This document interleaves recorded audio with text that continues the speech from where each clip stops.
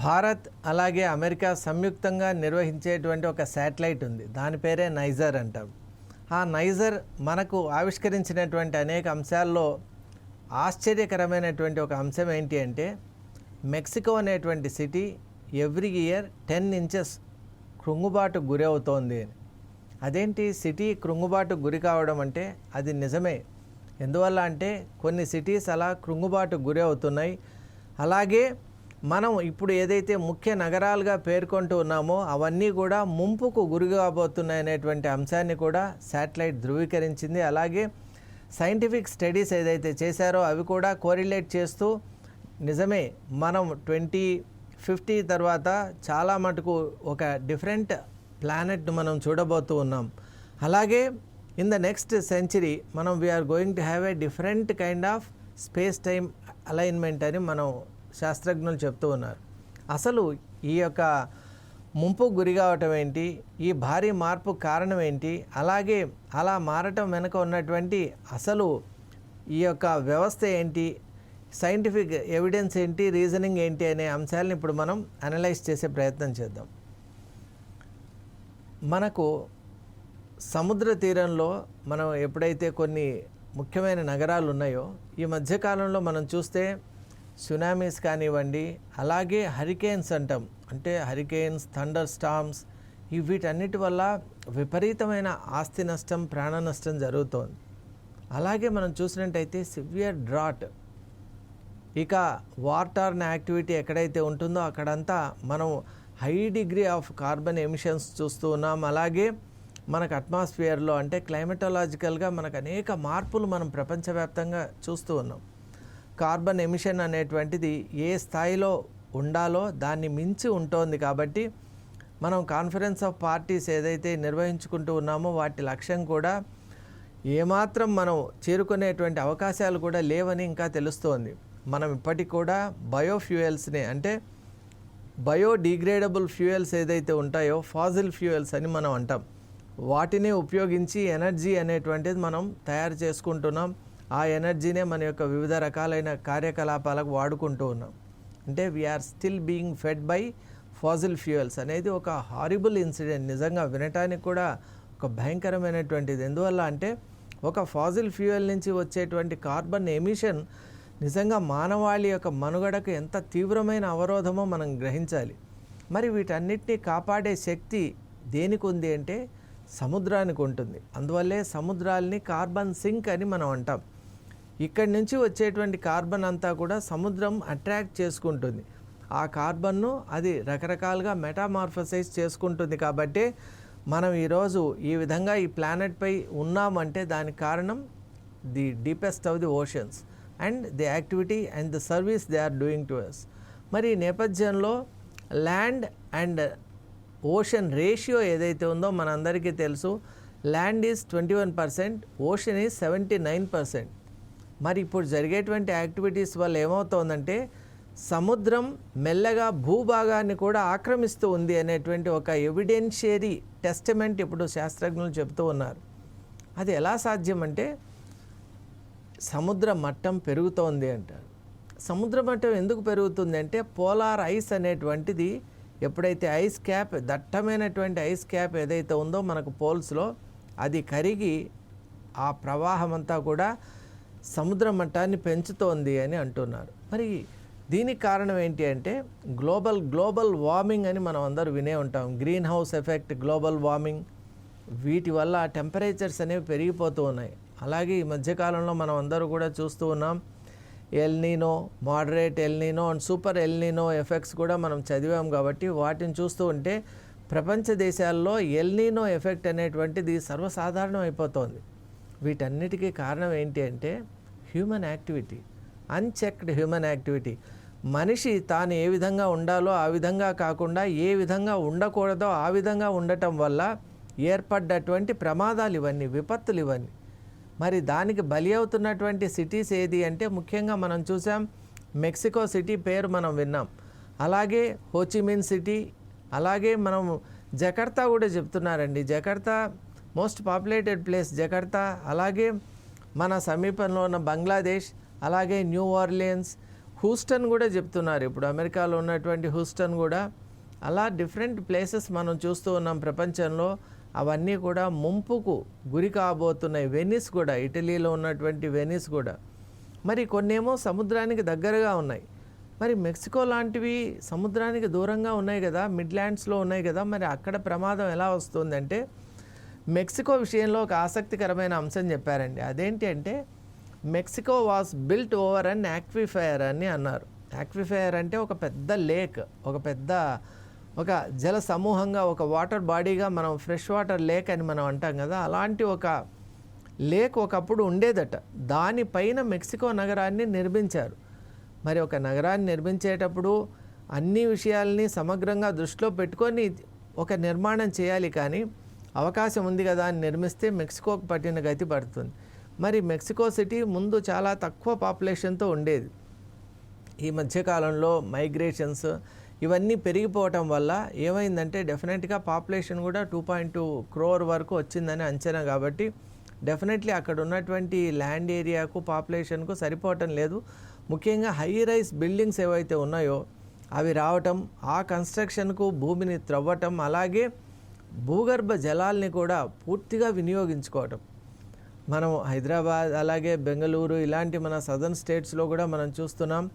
ఇంతవరకు ప్రజలు ఏ విధంగా ఒక పద్ధతిగా ఉన్నారో, ఇప్పుడు ఇండస్ట్రియలైజేషన్, అలాగే అర్బనైజేషన్, అలాగే మనం ఒక డెవలప్మెంట్ అనేటువంటి ఒక ఉద్దేశంతో స్కై స్క్రాపర్స్ యొక్క నిర్మాణం కూడా ఇక్కడ జరుగుతోంది. కానీ వాటి ముప్పు అనేటువంటిది ఎందువల్ల అంటే, అంత పెద్ద స్ట్రక్చర్ వచ్చిందనుకోండి, స్ట్రెస్ అనేటువంటిది కలుగుతుంది భూమికి. మరి ఆ స్ట్రెస్, అలాగే అండర్ గ్రౌండ్ వాటర్ డిప్లీషన్ అని మనం అంటాం. గ్రౌండ్ వాటర్ టేబుల్ ఏదైతే ఉందో, వాటర్ టేబుల్, అది కూడా అఫెక్ట్ అవుతోంది. కాబట్టి ఇక్కడ మెక్సికోలో ఎగ్జాక్ట్లీ అదే జరిగింది. దానివల్ల భూమిలో ఉండవలసినటువంటి వాటర్ కంటెంట్ తగ్గిపోవటం వల్ల పోరస్గా అయిపోయి అదంతా కూడా కృంగుబాటుకు గురి అవుతోంది. మరి చూసారా, ఇంత ప్రమాదం ఉన్నటువంటి నేపథ్యంలో మెక్సికో సిటీ అలా కృంగుబాటు కావడం, అక్కడున్న బిల్డింగ్స్ అన్నీ కూడా టిల్ట్ అయిపోవడం, ఇవన్నీ జరుగుతూ ఉన్నాయి. మరి అసలు మనిషి యొక్క మనుగడకు ప్రధానమైనటువంటి పంచభూతాల విషయంలో మనిషికి నియంత్రణ లేకుండా ప్రవర్తిస్తూ ఉన్నాడు. అంటే నీళ్లను ఎట్లా పడితే అట్లా వాడేయటం, భూమిని ఎట్లా పడితే అట్లా త్రవ్వేయటం, అలాగే ఆకాశాన్ని కలుషితం చేయటం, ఇక రకరకాలుగా ఆయన ఇప్పుడు ఫైర్ అంటే ఎనర్జీ అని మనం తీసుకున్నట్టయితే, ఎనర్జీని కూడా తన అవసరానికి మించి వాడేయటం, అన్ని ఎనర్జీ సోర్సెస్ను కలుపుకున్నా కూడా తను అనుకున్న ఏదైతే ఉద్దేశాలు ఉన్నాయో అవి నెరవేరకపోవడం, ఇంకా కొత్త విధానాలని అన్వేషిస్తూ వెళ్ళటం, ఇలా వెళ్తూ ఉంటే కనుక డెఫినెట్లీ కెటాస్ట్రోఫీ అనేటువంటి జరుగుతుంది. ఇప్పుడు మనం మెన్షన్ చేసిన సిటీస్ ఏవైతే ఉన్నాయో అవి ఓన్లీ హ్యాండ్ఫుల్, అవి కేస్ స్టడీ లాగా మనం ఇచ్చాం. కానీ ఈ ఫినామినన్ అనేటువంటిది మొత్తం ప్రపంచమంతా కొనసాగుతోంది. యాక్చువల్గా మనం చూసాం, కొన్ని ప్రాంతాల్లో అయితే మెడిటరేనియన్ బీచెస్ కొన్ని ఉన్నాయి. ఇప్పుడు ఈజిప్ట్లో ఉన్నటువంటి మెడిటరేనియన్ సీ ఎక్కడైతే ఉందో ఆ బీచ్ కూడా కంప్లీట్గా సబ్మెర్జ్ అయిపోతుంది, కనుమరుగైపోతుంది. ఎలా అంటే, ఇప్పుడు ఇండియాలో కూడా ద్వారకా సిటీ ఏ విధంగా అయితే సబ్మెర్జ్ అయ్యి ఇప్పుడు సముద్రం లోపల ఉందో, ఆ విధంగా సిటీస్ అన్నీ కూడా, ఈవెన్ న్యూయార్క్ సిటీ విషయంలో కూడా చెప్తున్నారు, కొంతకాలంలో సముద్రం లోపలికి వెళ్ళిపోతుంది న్యూయార్క్ సిటీ మొత్తం అని చెప్తున్నారు. కాబట్టి అసలు మానవాళి ఈ అంశాలన్నింటినీ కూడా చాలా చక్కగా ఆలోచన చేయాలి. ఎందువల్ల అంటే, మనం దైనందిక జీవితంలో ఒక రకమైన ఫాస్ట్ పేస్డ్ యాక్టివిటీస్లో ఉంటున్నాం. కానీ మనం చేసే యాక్టివిటీస్ ఏంటి, వాటి వల్ల ప్లానెట్కి ఏ విధంగా స్ట్రెస్ అవుతోంది, అలాగే కాన్సిక్వెన్షియల్గా జరిగేటువంటి ప్రమాదాలు, కెటాస్ట్రోఫీ అని మనం అంటాం, వాటి గురించి కూడా మనం ఆలోచన చేయాలి. లేకపోతే మనిషి మనుగడ అనేటువంటిది సాధ్యం కాదు. ఎందువల్ల, ఆల్రెడీ మనకున్న ల్యాండ్ మాస్ చాలా తక్కువ. మరి ఈ 21% ఆఫ్ ల్యాండ్ మాస్లోకి సముద్రాలు చొచ్చుకొని వచ్చేసాయనుకో, అవి కనుక ఇప్పుడు if they reduce this to ఒక 15% కానీ 16% కానీ తగ్గించేసాయనుకోండి, అప్పుడు మనిషి ఎలా ఉంటాడు? తను ఉండటానికి ప్లేస్ ఎక్కడ ఉంటుంది, స్పేస్ అనేటువంటిది ఎక్కడ ఉంటుంది చూడండి. కాబట్టి మనిషి తన యాక్టివిటీస్ను నియంత్రించుకోవాల్సినటువంటి సమయం ఆసన్నమైంది. ఈ సిటీస్ మనకు ఆ విషయాన్ని, ఆ మెసేజ్ని ఇచ్చేటువంటి ఒక ఎవిడెన్షియరీ టెస్టిమెంట్స్గా మనం చూసుకోవాలి. అంతేకాని ఎక్కడో హోచిమిన్లో అయింది, జకర్తాలో అయింది, న్యూ ఆర్లిన్స్లో అయింది, హూస్టన్లో అయింది, మెక్సికోలో అయింది, వెనిస్లో అయింది కాబట్టి మనకి ఇక్కడ పర్వాలేదు అని మనం ఉండటం ఎంత మాత్రం కూడా సమంజసం కాదు. ఎందుకంటే ఆ దేశాలు కూడా ఇటువంటి వైఖరితో ఉన్నందువల్లే ఈరోజు విపత్తు అంచుల్లో విపత్తును ఎదుర్కొంటూ ముఖాముఖిగా చూస్తూ బాధపడుతూ అక్కడి నుంచి వెళ్ళిపోయేటువంటి ఒక ప్రయత్నం చేస్తున్నాయి. అటువంటి సినేరియో మన దేశంలో రాకూడదు, మన పొరుగు దేశాల్లో కూడా రాకూడదంటే ఒక పకడ్బందీ విధానం ఏర్పరచుకోవాలి. ముఖ్యంగా క్లైమేట్ గురించి ప్రతి ఒక్కరికి చక్కటి అవగాహన ఉండాలి. ఎన్వైరన్మెంటల్ కాన్షియస్నెస్ అని మనం అంటూ ఉన్నాం.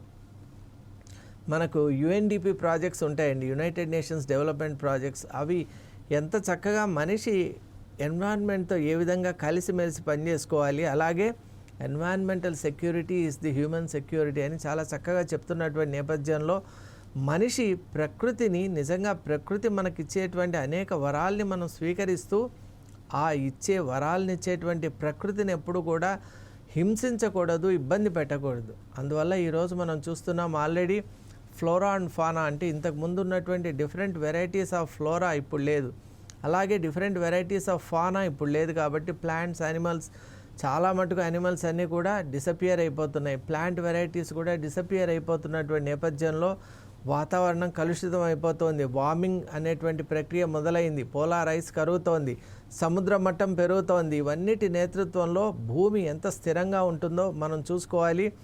ఇండస్ట్రియలైజ్డ్ ప్లేసెస్లో unnecessary rising of the buildings, అలాగే మనం చూస్తున్నాం వాటర్ ఎక్స్ట్రాక్షన్ కూడా, వాటర్ టేబుల్ను మనమే డిస్ట్రాయ్ చేసుకున్నటువంటి నేపథ్యంలో అసలు సిటీ అనేటువంటిది సింక్ అయ్యేటువంటి అవకాశం ఉంది. కాబట్టి సింకింగ్ సిటీస్ అనేటువంటి ఈ సిటీస్ మనకు చెప్తున్నటువంటి మెసేజ్ ఏంటి అంటే ఈ సింక్ అనేటువంటిది లోకలైజ్డ్గా ఆ దేశాలకు సంబంధించినటువంటి ఒక ఫినామినన్ కాదు, it's a kind of universal global phenomenon. కాబట్టి ఏ దేశంలో అయినా జుడిషియస్గా కనుక ఈ యొక్క వాటర్ కానివ్వండి, ఈ ఎలిమెంట్స్ను మనం సరిగా వాడకపోతే, నేచర్తో సరైన సంబంధాలు లేకపోతే డెఫినెట్లీ ఆ దేశం కూడా సింకింగ్ సిటీస్ లిస్ట్లోకి రావడానికి ఎంతో కాలం పట్టదు అనే విషయాన్ని మనకు చెప్తున్నటువంటి నేతృత్వంలో ప్రతి దేశం, ముఖ్యంగా మనం భారతదేశంలో ఉంటున్నాం కాబట్టి భారతదేశంలో ఉన్న అన్ని రాష్ట్రాలు కూడా ఎన్వైరన్మెంటల్ కాన్షియస్నెస్తో, ఎన్వైరన్మెంటల్ అవేర్నెస్తో ముందుకు వెళ్ళాలి. మనకు ఫారెస్ట్ అలాగే ఓషన్ ఇవన్నీ ఆధారుగా ఉన్నంత వరకే మనిషి మనుగడ అనేటువంటిది సుస్థిరంగా ఉంటుంది. కాబట్టి మన సుస్థిరతను మనం నిలబెట్టుకోవడమే కాకుండా భావి తరాలకు కూడా ఇటువంటి అద్భుతమైనటువంటి ప్లానెట్ని ఇచ్చేటువంటి బాధ్యత కూడా మన పైన ఉంది. మన ఫోర్ ఫాదర్స్ మనకి ఏ విధంగా అయితే ఒక అద్భుతమైన భూభాగాన్ని మనకి ఇచ్చారో అలాంటి ఇంకా అద్భుతమైన భూభాగాన్ని మన చిల్డ్రన్ అండ్ దేర్ చిల్డ్రన్కి ఇవ్వాల్సినటువంటి బాధ్యత మనకు ఉంది. కాబట్టి బాధ్యతాయుతమైనటువంటి వ్యక్తులుగా మనం అందరూ కూడా ఆలోచన స్రవంతిని మొదలు పెడదాం. ఎన్వైరన్మెంట్తో కలిసి ఉండి భూభాగానికి ఎటువంటి నష్టం లేకుండా, అలాగే ఇటువంటి విపత్తులు రాకుండా మన ప్రాంతాన్ని మనం సంరక్షించుకున్నామంటే యావత్ ప్లానెట్ కూడా సేఫ్గా ఉంటుంది. కాబట్టి let us start that activity right now. Thank you.